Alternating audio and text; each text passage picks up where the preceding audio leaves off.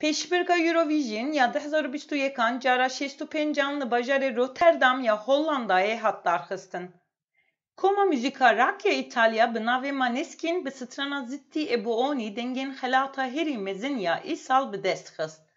Maneskin piraniya dengên ji raya giştî wergirt ku wek nîvê hesibandina tevahî tê nirxandin. Hevdem wan di pêvajoyê de favoriyên jûriya profesyonel Swîsre û Fransa jî derbas kirin. Stranbêj Damiano David serfiraziya komê û müzika xwe ya rock pîroz kir. Wî got ku ev hestek bêhempa ye, wan ji roja ku hevûdû nas kirine vir ve her tiştê ku ji destê we hatiye kirine. Bûyera müzika zîndî ya herî navdar ya cîhanê, îsal piştî ku sala borî ji ber pandemiya vîrusa korona ya serenserê cîhanê hatibû ragirtin pêk hat. Temaşevan îsal pir hindiktir û kêmtir navneteveyî bûn.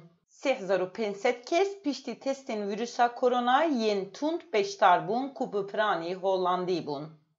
Piştî zêdeyî 30 salan İtalî gelek kêfxweş bûn ku xelata serketinê ji nû ve bi dest xistin.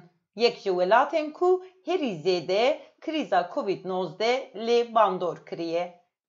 Strana Maneskin ya serfiraziyê nevek yên ku Eurovision pê tê naskirin bû.